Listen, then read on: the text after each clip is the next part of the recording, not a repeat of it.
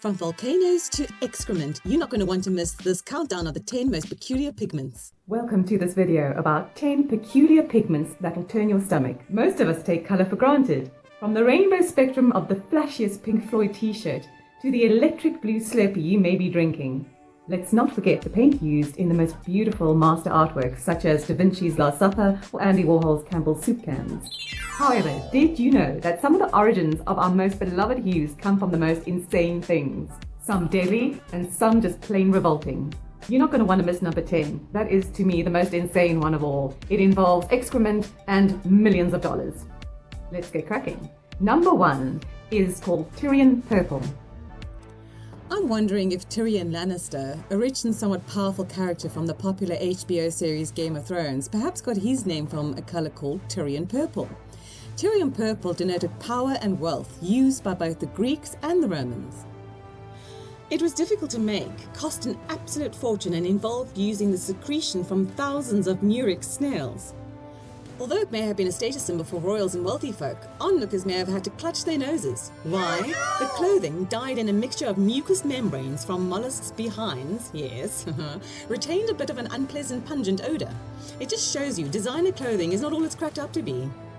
Tyrion Purple is, much to the mollusk community's appreciation and to the public's relief, no longer in production. Number 2 on this list unfortunately involves bodily excretions. Blood and urine. I had to put this thrifty artist on the list because, well, his methods are just so avant-garde. Make sure you have a bucket on hand, as what you're about to hear may entice a gag reflex. Vinicius Casada, a street artist from Brazil, uses blood and urine with which to paint.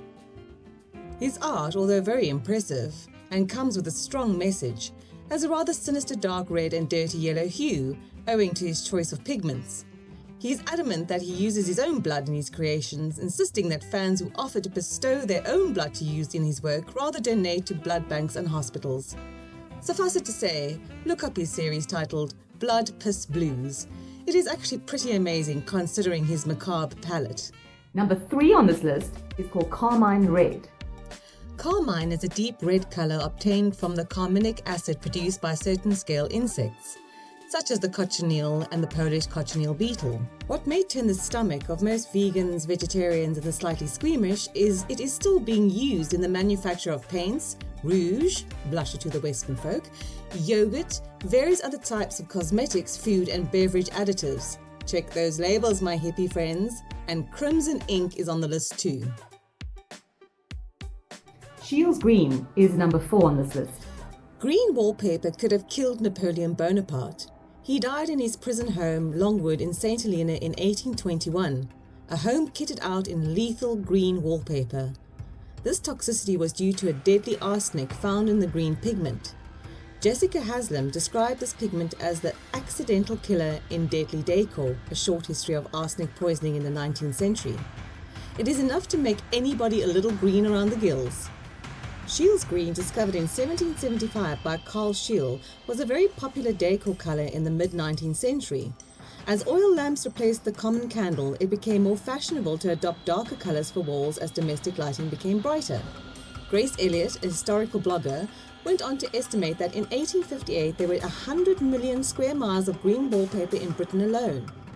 Uses of this pigment included the making of fake flowers and as food colouring until the discovery of its harmfulness. Coming in at number 5 is Orpiment Yellow, or otherwise known as King's Yellow. Up until the end of the 19th century, a mineral found in volcanic fumaroles, an opening in or near a volcano, was a major source of the orange pigment called orpiment, from the Latin auripigmentum, aurum gold, and pigmentum pigment. Unfortunately, it had a major health drawback. Yes, you may have guessed it, arsenic. Arsenic has made its second appearance in the list. This mineral bore a strong resemblance to gold. It is little wonder, then, that alchemists flirted with orpiment, which they believed could be a component to the much sought-after Philosopher's Stone, which, as we all know thanks to J.K. Rowling, was a source of longevity as well as turning base metal into gold. Number 6 is just downright scary. It's Mummy Brown. No kidding with this one, so brace yourself. Ground-up Egyptian mummies, not the bandages to be clear, the actual flesh, were used to produce a certain popular brown pigment called Mummy Brown. It is even believed that the French artist Eugene Delacroix and his emancipating artwork Liberty Leading the People, made popular as a CD cover of Coldplay's Viva la Vida album, used mummy brown in this creation. Shockingly, ground mummy, believed to have healing attributes from epilepsy to stomach ailments and/or supernatural powers, became a popular form of medicine and balm. Fuel for steam engines and crop fertilizer also were some of its many uses. Mercifully, the mummies dried up around the early 20th century and the practice stopped. Number 7 is quite fantastical. It's Dragon's Blood Red. Now this is a story and a half.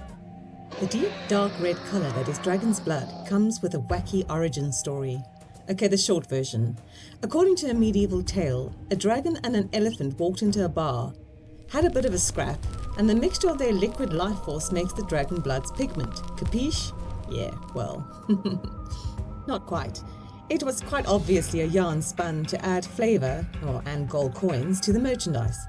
Dragon's blood actually comes from plant resin, a group of tropical trees called dragon trees to be more specific. The substance has great health benefits, most commonly used for digestive health as well as being a pigment used in incense, dye and paint. However, tales of dragons and pachyderms does still excite the imagination. Coming in at number 8 is a rather sad story, and it's Indian Yellow. Indian yellow is believed to have originated in Mongo, India during the 15th century. To create the colour, cows ate an exclusive diet of mango leaves and water. Dark yellowish-brown lumps formed in the sand after the cows urinated. These lumps were collected, powdered and purified to produce the pigment. This inhumane diet reduced the cow's longevity, leaving the bovine near starving and in pain due to the leaves' toxicity, exponentially making Indian yellow another cruel anecdote of humanity's lust for hue at any cost. Mercifully, the practice was abolished and it disappeared around 1908. However, you can still get a modern substitute paint under the name Indian yellow. At number 9, we're coming back to bodily fluids. You may have guessed, it's going to make an appearance somewhere on this list. It's Menses. Some may think this is another reach for the bucket moment, but when you see the painting in question of a certain potus, you may just forego the grossness in lieu of a quiet chuckle at the irony. Sarah Levy gives the Brazilian street artist Casado a run for his money with her rendition of President Trump called Whatever, painted with her menstruation blood. The painting is a reference to the present Commander-in-Chief saying moderator Megyn Kelly had blood coming out of her wherever during the GOP primary debate in his first term.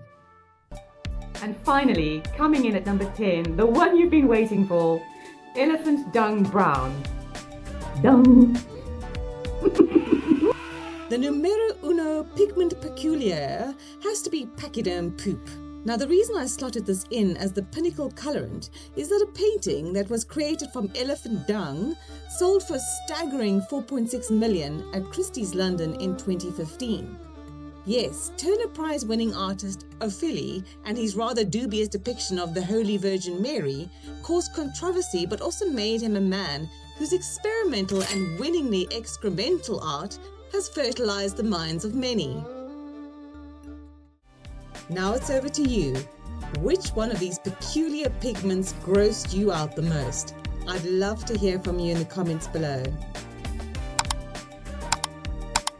Thanks for coming with me on this very unusual pigment journey. It was kind of intriguing, yet disturbing. May it entice you to read food labels more thoroughly. And may it pique your interest in the titillating world of art and color derivatives. Thanks for watching.